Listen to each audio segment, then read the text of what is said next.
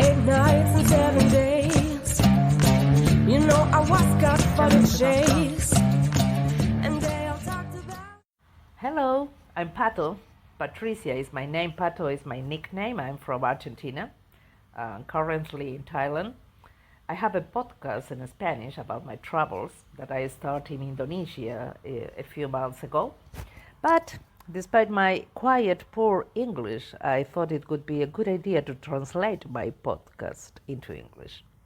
I didn't like the idea of adding subtitles, so I hope you can understand me. Please forgive my English, but after 6 years of traveling alone around the world and speaking in English 90% of my day, I think I'll give it a try. You can let me know if I do it very badly. Anyway, you might find my accent and pronunciation amusing, and over time, I hope you can to love it and maybe even help me to improve. While English is considered a universal language that everyone is supposed to speak, those of us who travel know it's not always the case. Not everyone speaks it, and in many countries, those who do often speak it poorly, especially in Asia. It's spoken in some big cities, but as soon as you go a bit off the beaten path, people barely understand it. It's incredible, but in places like Phuket or Koh Samui in Thailand, very touristic areas filled with tourists, the locals hardly speak English. Not even the drivers, the tuk-tuk drivers. I mention all of this to justify my poor English. Well, people still understand me. Hope you do too. But now facing the microphone and trying to convey ideas is quite a challenge. I confess I'm nervous and speaking worse than ever. Well, personally, I enjoy listening to people's stories. In fact, I'm passionate about it. I ask a lot of questions. I'm naturally curious. I believe it's one of the reasons why I travel, to discover other life stories, be surprised, learn. And even though I obviously don't connect with every story, I do think that everyone has a story to tell. Even those who think they have a boring life, surely they have a tremendous story worth sharing. So I hope that listening to my stories will be enjoyable for you. Well, it was easy to find a name for my podcast, Nomadica. Many years ago, my dear friend Carla Facioruso, she's also from Argentina, told me, Pato, you become a nomad. I didn't even know what being a nomad meant 5 years ago. That's why I chose this name for my podcast, because I decide that is the lifestyle I like. I really can imagine being in one place for the rest of my life, at least not now. Maybe in the future I will. And the subtitle is Chronicles or Stories, I'm not sure yet, of an ageless vagabond. My age is an important factor for this journey. Every time I mention my age, people's expression change. Their faces change. Nothing stays the same after people know my name. There are many prejudices about what can or can be done at certain age. Some assume that certain things can only be done before turning 30 or 40 or most before 50. Well, I'm 65 years old, so I'm a living proof that there is no age limit to fulfilling dreams. I've experienced many good and not so good things, such as, my first Christmas alone in Thailand, oh my God. My first birthday in Vietnam, far from my family, my friends, incredible landscapes everywhere, earthquakes in Croatia, Turkey, Indonesia, sunsets in rice fields in Laos, loves in India, memorable loves in India, unforgettable loves in Cambodia, paradise beaches in Indonesia, mountains in the Balkans, airports everywhere, more than 23 countries in 6 years, could be more, but I take my time in each place, especially when I feel comfortable and the places calls for it. Believe me, some places speak to me, move me. Their people touch me. In fact, I get emotional sometimes when I leave a country. Not all, of course, but it happens. Fortunately, happens. I get emotional because I've been very happy. It hit me hard in Vietnam and Turkey. One thing you should know is that I don't plan to edit. I tell you because maybe it's a noisy background. I just decided I want to be honest, open, and spontaneous. You will also continue to hear the sounds around me. Today, for example, there is a lot of traffic.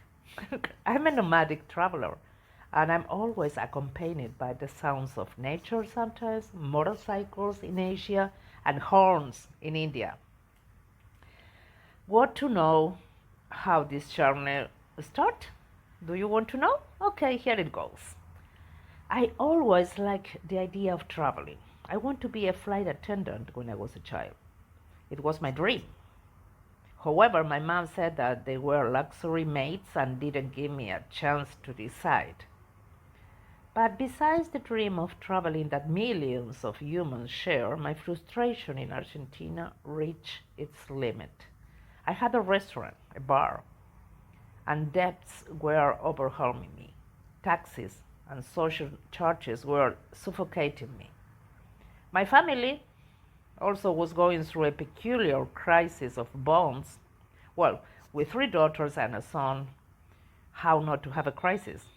So Ezeiza seems like a good idea. Ezeiza is a town where the George Newbery Airport is located in Buenos Aires, the largest international airport in Argentina. Well, Ezeiza, that's the name. That was my goal. In summary, I was unhappy and I didn't see a future for myself in Argentina. Of course, at that time I was 59 years old and felt it was now or never. Over time, I learned that it's always now. Never is not in my plans, never is not an option. But I needed to start over, and it's always easier to start over away from home. I don't know why. That's why when we leave our home country, we sometimes take jobs we couldn't do in our own country. I must say that being away from home and my family made me very creative in difficult situations. More than once at the beginning, of course, of the journey, and due to my poor savings for travel, the option of continue to travel or flying home presented itself many times. When you are 12,000 kilometers away, decisions have to be quick and accurate. Okay, I will continue telling you about the beginning of my journey.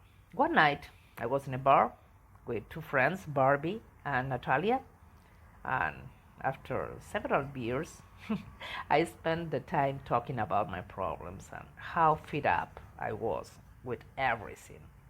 I was bored with myself, always saying the same things, repeating the same. I was going in circles around my unhappiness, my sorrows. Hasn't it happened to you? Of course. But that night, I said something different to my friends. I told them, I'm leaving. I'd gather money from the ticket, sell everything I have, all my belongings, and leave. And Natalia, she says, here is my credit card. Book the ticket now, extending her hand with a credit card. Buy it now. What do you think? I said, okay, but I don't know. She said, okay, do it or you won't leave. Okay. Get me a one-way ticket to Thailand. It was around September 2018. I booked a ticket for March 2019.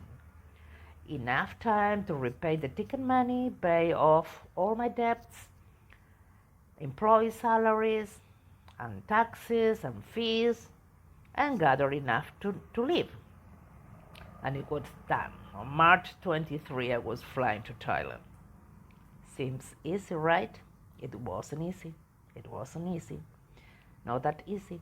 I always knew I couldn't save much money in 7 months, and I wanted to be out as much as possible. I said 6 months, but honestly, my idea was to stay longer. So I was in trouble with a ticket in my hand and no money. To give you some context, I'm from Argentina. My country is beautiful. Nice weather, landscape for all tastes, fun and friendly people. But we are a poor country with a broken economy. Saving money in Argentina is impossible. Seriously, it's impossible. $1 is currently 1,000 Argentinian pesos. In other words, my currency is worth nothing. If you go with dollars, you will live like a king. But if you leave Argentina with pesos, you won't even make it to the corner. That was my situation. The challenge was to gather money. When I hear stories about people who is retired and they get a retirement for $3,000 or $4,000 euros, I said, "Oh my God! In my country, the retirement is maybe now $80. Yes, yes, yes, really, $80. So, so I started looking for alternative ways to travel with very little money. Fortunately, we live in the age of Google, which made things much easier. I start with Couchsurfing, open and log in there and post in groups like traveling without money, backpackers around the world, online jobs, and I post my concerns. This led me to another alternative, volunteering. But what could I help with? I thought about teaching English. Imagine how I spoke English 6 years ago if I speak like this today. Nevertheless, volunteering helped me a lot to sustain my journey. I'll tell you more about it later, but it is started as a means of support to my travels and turned into a passion for helping others. Whenever I have the opportunity, I join a project. I also get searching accommodations and flights online. I join at all the Facebook groups of travelers and expats for each country I plan to visit, both in Spanish and English. I remember my first response on Facebook was from Paco, the Spanish guy who was in Thailand at the time and gave me very good recommendations. I will tell you this story in another episode. It was only 2 years ago when he invited me to his home in Barcelona. I flew from Turkey. I was in Turkey at that moment to Barcelona to meet him, but that's another story. I also met in Spain my friend Patri. She is from Madrid. I met her in Vietnam and we shared together the COVID pandemic together in Vietnam. So we met. She traveled on train from Madrid to Barcelona to hug me, only to hug me. Can you imagine? I keep encountering people in different parts of the world, and there is nothing more beautiful than these meetings in different places from where you first met. I tell you more about the relationships that the traveling has given to me. I have nice people, very nice people. I'm lucky. Okay, back to the trip preparations. I tried to obtain the Italian citizen to travel with European passport, thinking it would make everything easier. I must say that the Argentinian passport requires a visa in few countries, but luckily we are loved everywhere. We have two magical words that came with us everywhere, Maradona and Messi. I tell you about an incident at the Laos-Cambodia border. It's not an easy one like most of the land borders in Southeast Asia. And one of the magical words that helped me so much, Maradona. Oh, I will remind to tell the story later. Well, at that moment I couldn't find where my grandfather had died. Imagine, a lot of years ago. So that information was essential to start the procedure, so I gave up. It's an incredible story. A cousin of mine spoke to me less than 1 month ago. She started the citizen process and found our grandfather's grave. She finally found where he died. She discovered that he had committed suicide due to a gambling debts. Can you imagine? Leaving my grandmother with 5 children, the youngest being my father, who was less than 1 year old. Oh my God, what a story. Well, I also took care of preparing the farewell party in my restaurant. and the sale of furniture and utensils, which end in an auction due to lack of buyers. The economy situation was so bad that nobody wanted to spend money or invest money. So it was very tough. Closing a business due to an economic crisis isn't just about closing doors, it's about closing dreams, closing illusions, and many years of work, not only mine, but also that of my employees. Packing my suitcase and backpack was a separate chapter. I distribute my belongings among family and friends and left my most cherished memories in the care of a couple of people. Imagine my, uh, how you say, I was so stressed in those months, and in one of those trips, unpacking and moving and coming and going, I fell on the street and broke my elbow. Yes, just 1 month before traveling. The first thing I asked the nurse was, can I travel without a cast by March 23? He didn't answer. He looked at me, he laughed, and continued casting. Of course, the idea was to travel light because it's practical and recommended for long journeys, but apart from that, I couldn't move or carry much with my right arm.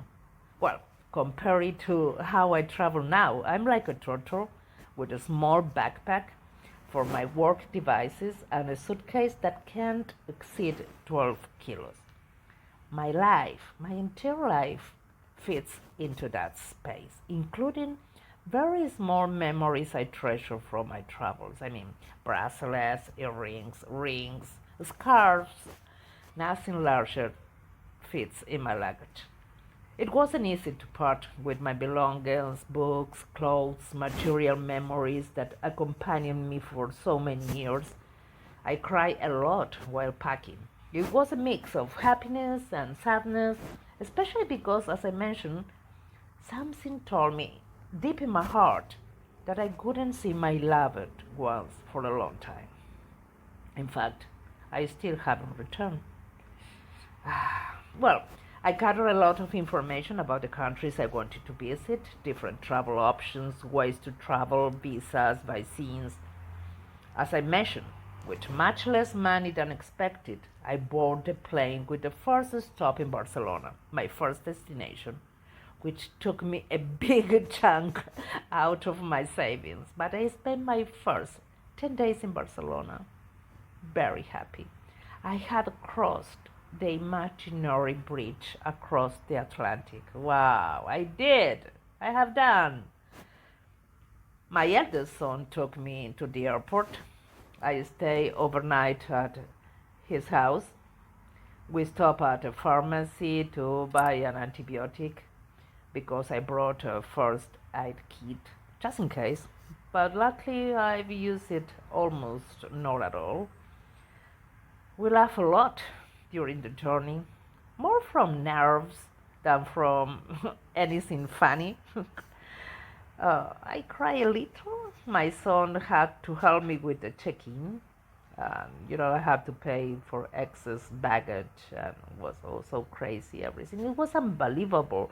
I was moving like in slow motion. It was so difficult for me to handle all the procedures. It's easy to make a check-in, but for me it was impossible to do it. It felt like everything was happening to someone else. Strange. It's difficult for me to express how I felt. But when the time to board arrived, I broke down. At the moment of the hug, I burst into tears like a baby. I don't think I looked my son directly in the eyes. I believe I had hit my head on his shoulder. He's much taller than me. I turned and I walked to the boarding area without looking back. I was tempted to turn around and look at his face, but I didn't. Later, my son sent me a photo where I'm seen from behind, walking to the boarding gate with my backpack on my shoulder and my head down, covering my face with my hair. Oh my God, it wasn't easy. The beginning of this journey was not simple. Living is always tough. People ask me if it's worth it. I don't hesitate to respond with a huge smile and a heart full of yes, it was worth it. Okay, I will stop now. If you want to keep listening, I'll be waiting for you next Monday. First, I hope you understood me, but above all, I hope to convey my feelings and the desires to travel. So leave your comments and please subscribe to my YouTube channel. That helps more people listen. And let's continue growing as digital nomads. Okay, you can listen me here in YouTube, in Spotify, in Apple Podcast. Okay, thank you for your time. I send you a big hug, a traveler's hug to everyone. Thank you. Bye. You know I was cut for the chase, and they all talked about how you wanted me somehow.